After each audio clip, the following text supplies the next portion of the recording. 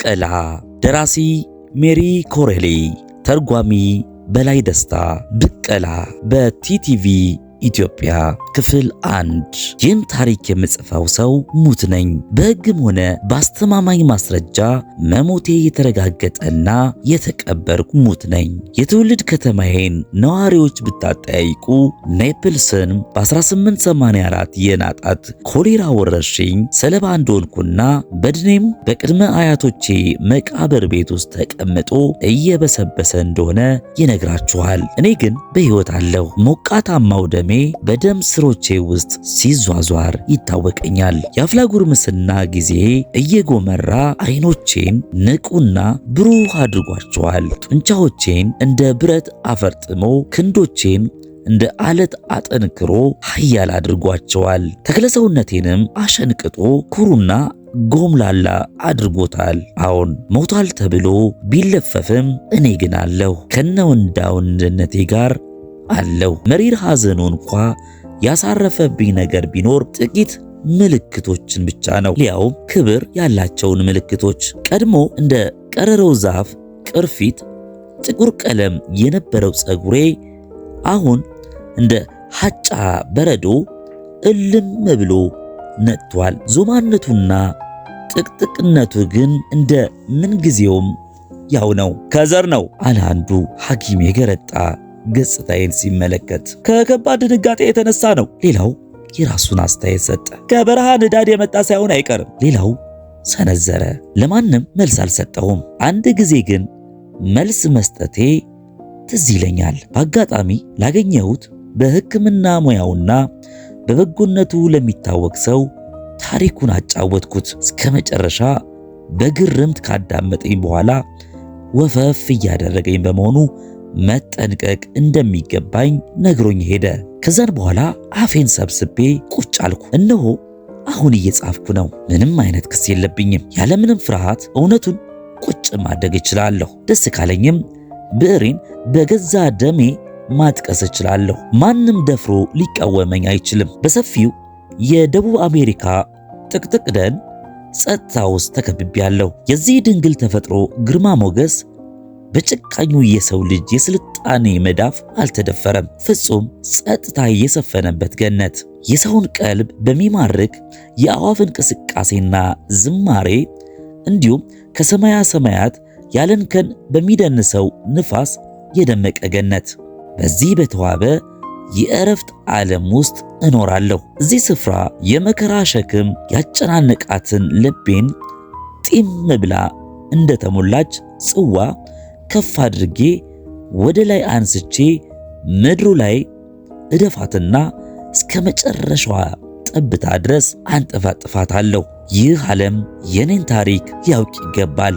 ሞቻለሁ፣ ግን ደግሞ እየኖርኩ ነው። ይህ እንዴት ይሆናል ልትሉ ትችላላችሁ። ወገኖቼ፣ የሞቱ ዘመዶቻችሁን ዳግም ማየት ካልፈለጋችሁ አስክሬናቸውን ማቃጠል ይኖርባችኋል። አለበለዚያ ምን ሊፈጠር እንደሚችል ማወቅ አይቻልም። አስክሬን ማቃጠል ብቸኛውና ምርጡ ዘዴ ነው።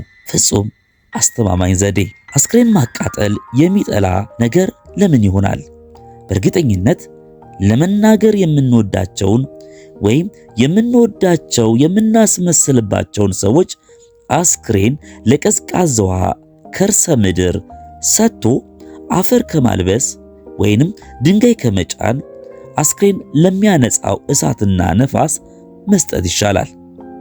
ለምን ብትሉ እጅግ አስቀያሚ ትላትሎች፣ በዓይናቸው የማያዩ በክንፋቸው የማይበሩ ይህ ነው የሚባል ቅርጽ የሌላቸው የእፉኝት ዘር የሆኑ ነፍሳት አስቀያሚዎቹ ሁሉ ያሉት ምድር ውስጥ ስለሆነ ነው። ወየውልሽ አንቺ ቅምጥሏ ሴት፣ ወየውል አንተ ጎበዝ።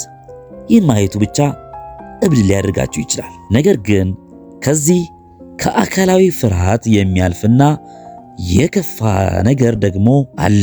እሱም ጥርጣሬ ነው። ወዳጆቻችንን በጠባቧ ሳጥን ውስጥ ጨምረን ከቀበርን በኋላ ሐዘንተኛ መስለን ለመታየት ማቅ ለብሰን ፊታችንን አገርጥተንና ከሳስለን ተጨንቀንና ተሸብረን ከታየን በኋላ እርግጠኛ ያለመሆን ጥርጣሬ። ምን ለማለት ፈልጌ መሰላችሁ? አስፈላጊ ያልነውን ጥንቃቄ ሁሉ ካደረግን በኋላ ይህ ሁሉ አስተማማኝ ወይም በቂ ሆኖ ባይገኝስ? ጠንካራው የሬሳ ሳጥን በጠንካራና በጣር በሚወራጩ እጆች ግን ጥልጥሉ ቢወጣስ? የመቃብር ቤቱ በር እንዳሰብነው በደንብ ያልዘጋነው ቢሆንስ? እናም የቀድሞ ወዳጃችን መሞት ሳይገባው ቀርቶ ክርስቶስ እንዳነቃው አልዓዛር ወዳጅነታችንን ሊፈትሽ ድንገት ከተፍ ቢልስ? አስክሬን የማቃጠል ተግባርን በመናቃችን ራሳችንን አንወቅስም? በተለይ ወራሾች ብንሆንና ከውርሱ ተጠቃሚ የነበርን ብንሆንስ? ራሳችንን የምናታልል ግብዞች ነን። ጥቂቶቻችን ለሞቱት ከልብ እናዝናለን። ጥቂቶቻችንም ምናልባት በእውነተኛ ፍቅርና ሐዘን እናስባቸዋለን። እኛ ከምናልመው በላይ ሐዘን የሚያሻቸው መሆኑን የሚያውቀው ግን እግዚአብሔር ብቻ ነው። ወደ ጉዳይ ልመልሳችሁ። እኔ በቅርቡ የተቀበርኩኝ ፋቢዮ ሮማኒ በአንዲት አጭር ዓመት ውስጥ የተፈጸመ ክስተትና የዕድሜ ልክ ስቃይና መከራ የታጨቀባትን ዓመት ልተርክላችሁ ነው። አንዲት በጊዜ ሰይፍ የተወጋች ዓመት። የተወጋው ልቤ እስካሁን ቁስሉ እያመረቀዘና ደሙም እየተንዠቀዠቀ መሬት ጠብ ባለ ቁጥር ይከረፋል። በርካቶች የለመዱት እኔ ግን የማላውቀው አንድ ስቃይ አለ። እሱም ድህነት ነው። የተወለድኩት በሀብት ተቀብቼ ነው። አባቴ ጌታ ሮማኒ የሞተው እኔን የ17 ዓመት ልጁን ትቶ በመሆኑ የግዙፍ ሀብቱ ብቸኛ ወራሽና የታላቁ ቤት ብቸኛ አስተዳዳሪ ሆንኩኝ። የወደፊት ዕጣ ፈንታዬ በጎ ነገር እንደሌለው በቅን ልቦና የሚተነብዩ ጓደኞች ነበሩኝ። ጥቂቶቹም አካሌ ተጎሳቅሎ አእምሮዬ ቀውሶ ለማየት እርግጠኛ ሆነው የሚጠባበቁ ነበሩ። እነኚዎቹ አዋቂዎች ነበሩ። ቃላቸው ሚዛን ይደፋል። ለጥቂት ጊዜም ቢሆን ክፋት ለነገሰበት ፍራቻቸው መነጋገሪያ ነበርኩኝ። በእነርሱ ቤት የኔ የወደፊት ተስፋ ቁማርተኛ፣ ብኩን፣ ሰካራምና መቅኖቢስ ዋልጌ የምሆን አድርገውኛል። ያሰቡት ሳይሆን ቀረና ከነዚህ እኩይ ነገሮች ውስጥ አንዱ ሞኜ አልተገኘሁም። ምንም እንኳ በዘር የመጣ ስሜታዊነትና ደመሞቃት የኔፕልስ ልጅ በሆነም በውስጤ ግን የሥጋዊ ፍላጎት ንቀት ነበረኝ። ቁማር ለእኔ አእምሮ ቢስነትና ውድቀት ሆኖ ይታየኛል። መጠጥ የጤናና የማገናዘብ ጠንቅ፣ ሴሰኝነት ደግሞ በምስኪኖች ገላ ላይ እንደ መቀለድና ግፍ እንደ መፈጸም ሆኖ ይታየኛል። በመሆኑም የመረጥኩት የራሴን መንገድ ነው።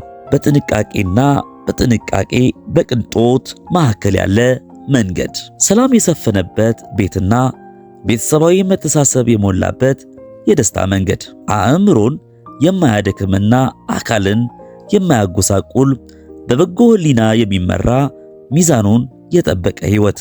በነጭ እብነ በረድ ተሰርቶ አነስተኛ ቤተ መንግሥት በሚመስለው የአባቴ ቪላ ውስጥ ነበር የምኖረው። ቪላው የተገነባው የኔፕልስን ባህር ዳርቻዎች በሚያሳይ ከፍ ባለ በዛፎች የተከበበ ኮረብታ ላይ ነው። የምናፈስበት ስፍራ በብርቱካን ዛፎችና መዓዛቸው ግሩም በሆኑ አበቦች የተሞላ ነው። በዚህ ስፍራ እጅግ በርካታ አዕዋፍ ለወርቃማዋ የምሽት ጨረቃ ዝማሪያቸውን ያንቆራቁራሉ።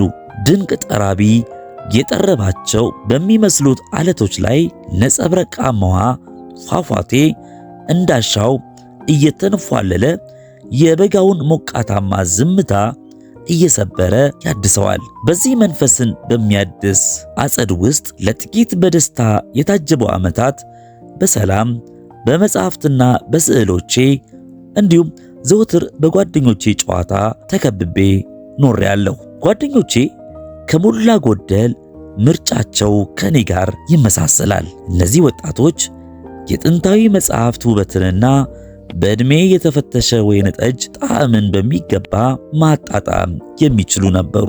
ሴቶችን በተመለከተ እምብዛም ወይንም ጭራሹኑ ማለት ይቻላል ቀረቤታ የለኝም። እውነቱን ለመናገር እንዲሁ በደመ ነፍስ ነበር የምሸሻቸው። የደረሱ ልጆች ያሏቸው ወላጆች ደጋግመው ቤታቸው እንዲሄድ ይጋብዙኛል። የአንዳቸውንም ግብዣ ተቀብዬ አላውቅም። ምርጥ የምላቸው መጽሐፍቶቼ ከሴቶች እንድጠነቀቅ አሳስበውኛል። እኔም ማስጠንቀቂያቸውን አምኜ ተቀብያቸዋለሁ። የአይነቱ አዝማሚያዬ ከሴት ጋር መማገጥ በሚያበዙት ዘንድ መቀለጃ አድርጎኛል። ሆኖም ግን እነርሱ ድክመት ነው ብለው በደመደሙት ነገሬ ላይ ለጨዋታ ያህል መቀለዳቸው ምንም ስሜት አይፈጥርብኝም። ከፍቅር በላይ ጓደኝነት እመርጣለሁ። አንድ በሚያስደንቅ ቀረቤታው በበጎ ሐሳቢነቱና ተግባቢነቱ ውስጤን በጥሩ መንፈስ መሙላት በመቻሉ ሕይወቴን እንኳን አሳልፌ ለመስጠት የማልሳሳለት ጓደኛ ነበረኝ። ጉኤዶ ፌራሪ ይባላል። በዚሁ ከሴቶች በመራቅ ጣጣዬ አልፎ አልፎም ቢሆን ከሌሎች አላጋጮች ጋር እየወገነ ይቀልድብኝ ነበር። እንደው ምን ይሻላል ፋቢዮ ይለኛል። እንደ ሮዝ አበባ በፈኩ ከንፈሮች ላይ የማር ወለላ እስካልቀመስክ ድረስ ሕይወትን ልታውቃት አትችልም። ለመረዳት እጅግ አዳጋች የሆነውን የኮረዳዋን እንደ ሰረገላ አይኖች ሰርስረህ እስካላየ ድረስ የከዋክብቱን እንቆቅልሽ መፍታት አትችልም። እጆችን በአይናፋር ልጃገረድ ወገብ ላይ ጠምጥመህ ደረት ላይ ለጥፈህ የልብ ምቷን ማዳመጥ ካልቻክ ደስታንም አታውቃትም። እነኚህ የሻገቱ መጽሐፍት ይበቃቸዋል። እመነኝ፣ እነዚህ ጨለምተኛ የጥንት ፈላስፎች ሐሞተ ቢስ ናቸው። ደማቸው ከውሃ አይለይም። በሴት ልጅ ላይ በሚነዙት ወሬ በራሳቸው ድክመት ባመጡት ውድቀት ሳቢያ ነው የሕይወትን ዋና ገጸ በረከት ለማግኘት ያልታደሉ ከንቱዎች ሌሎችን አያስፈልጋቸውም ብለህ ሊያሳምኑ አይችሉም። ስማ ወዳጄ፣ ጨዋታ አዋቂነት ሳይጎልብህ አስተዋይነትን ሳታጣ ፈገግታና ተክለሰውነት ተሟልቶልህ እንዴት የፍቅር መዝገብ ላይ መስፈር አቃተ? ቮልቴር ስለማያየው አምላክ ምንድን ነበር የተናገረው መሰለ? አለቃ ፍቅር ነው። ማንም ብትሆን ማንም ድሮም ነበረ፣ አሁንም አለ፣ ይኖራል ፊትም። ጓደኛዬ ይሄ ሁሉ ከተናገረ በኋላ ጓደኛዬ ጋር ፈገግ እላለሁ። መልስ ግን አልሰጥም። መከራከሪያዎቹ አሳማኝ አልሆኑልኝም፣ ግን ሲያወራ ደስ ይለኛል። ድምፁ እንደ ዘፋኝ መረዋ ነው። አይኖቹ ከድግግር በላይ ድንቅ መልእክት ያስተላልፋሉ። ያላንዳች ራስ ወዳድነት ከልቤ እወደው እንደነበር እግዚአብሔር ምስክሬ ነው። ሕፃናት እርስ በርስ እንዳላቸው አይነት ከአዋቂ የተሰወረ ልዩና ንጹሕ አይነት ስሜት ከእርሱ ጋር መሆን ያስደስተኝ ነበር። አብዛኛውን ጊዜ አብረን እናሳልፋለን። እርሱም እንደኔ በልጅነቱ ወላጆቹን በመነጠቁ ሕይወቱን የቃኘው ስሜቱን ተከትሎ ደስ ባለው መንገድ ነበር። ጥበብ የመረጣትና የጠራችው ሙያው ነበረች። ስኬቱ እዚህ ግባ የማይባል ነበርና እኔ ሀብታም የሆንኩትን ያህል እሱ ደግሞ ድሃ ሰዓሊ ነበር። እድል ፊቷን ብታዞርበትም ጥንቃቄ በተሞላበትና በማያስነቃ መልኩ አንዳንድ ነገሮችን ልሸፍንለት እሞክራለሁ። ጥርጣሬ እንዳይፈጠርበትና ልበ ሙሉነቱ እንዳይነካ ተጠንቅቄ ልዩ ልዩ ስራዎችን እሰጠው ነበር። ለኔ ጥሩ ከበሬታና ፍቅር ነበረው። የሚያስደስቱን ነገሮች በእጅጉ ይመሳሰላሉ። የሐሳብ ልዩነት የለብንም። በአጭሩ የሆዴን የማጫውተው ወዳጄና የሚስጥሬ ተካፋይ ነበር። እኔም ከዚህ ውጪ ሌላ ምንም የምፈልገው ነገር አልነበረም። በዚህች ዓለም ላይ ማንም ሰው አጠገብ የማይደርስም ሰው ቢሆን በደስታ ተደላድሎ እንዲኖር አይፈቀድለትም። ዕጣ ፈንታ ሆነ ዙሪያውን የከበበው ተንኮል ሰላሙን ለማግኘት አያስችሉትም። የሆነ የአሽሙር ንግግር፣ አጓጉል አጸያፊ ቃልና ሐሜት የመሰለ እዚህ ግባ የማይባል ነገር ዘመን ያስቆጠረ ወዳጅነትን አፈርድሜ ያበላዋል። ይዘልቃል ያልነውም ሰላም ከወዲሁ ያከትምለታል። ይህ ፈተና በእኔም ላይ ደርሷል። ቀኑን በሚገባ አስታውሰዋለሁ። ወደ ግንቦት 1881 መጨረሻ አካባቢ በአንድ ውበታማ ቀን ኔፕልስ ውስጥ ነበርኩኝ። የዛን ቀን ከሰዓት ዝም ብዬ መርከቤ ላይ ሆኜ ከወሽመጡ ዳርቻ የሚናፈሰውን አየር እያጣጣምኩኝ አሳለፍኩ። ጉኤዶ ለጥቂት ሳምንታት ወደ ሮማ ለጉብኝት በመሄዱ ብቸኝነት ቢጤ አጥቅቶኛል። በዚህም ድብርት ተጫጭኖኝ ሐሳቤ ባክኖ መርከቤ ወደ ዳርቻው ስትጠጋ መውረድ እንዳለብኝ ሁሉ ዘንግቼ ቆየሁ። የመርከቡ ሰራተኞች ገና ወደቡ ላይ ከመድረሳችን ብትንትን ብለዋል። ያው ሁሉም ወደ መረጠው መሸታ ቤት ወይም ወደ ሌላ መዝናኛ ስፍራ ነጉደዋል ብል ይቀለኛል። እኔ ግን ስሜቴ ተወዛግቦ በቀላሉ ልደሰት የምችልበት ሙድ ውስጥ አልነበርኩም። ከተማው ውስጥ ብዙ የማውቃቸው ሰዎች ቢኖሩም ጊዜ ለማሳለፍና ለመዝናናት የሚመርጧቸው ስፍራዎች ለኔ ግድ አይሰጡኝም። ወደ ቤቴ በእግሬ ልመለስ እያልኩኝ እያመነታው በመሄድና በመቆም መሃል ስራመድ የሆነ የመዝሙር ድምፅ ሰማው። ክቡራትና ክቡራን የቲቲቪ ኢትዮጵያ የብቀላ መጽሐፍ ትረካ ተከታታዮች የዛሬው ክፍል 1 ይህንን ይመስላል። ክፍል 2ን በነገው ዕለት የምናቀርብላችሁ ይሆናል። ስለተከታተላችሁን ከልብ አድርገን እናመሰግናለን። ብቀላ ደራሲ ሜሪ ኮሬሌ፣ ተርጓሚ በላይ ደስታ። ላይክ፣ ሼር፣ ሰብስክራይብ አድርጉ። በትረካው ላይ ሐሳብ አስተያየት ካላችሁ በኮሜንት ሴክሽናችን ላይ ብትጽፉልን በጣም ደስ ይለናል። ስለነበረን ቆይታ እናመሰግናለን። በያላችሁበት መልካም ጊዜ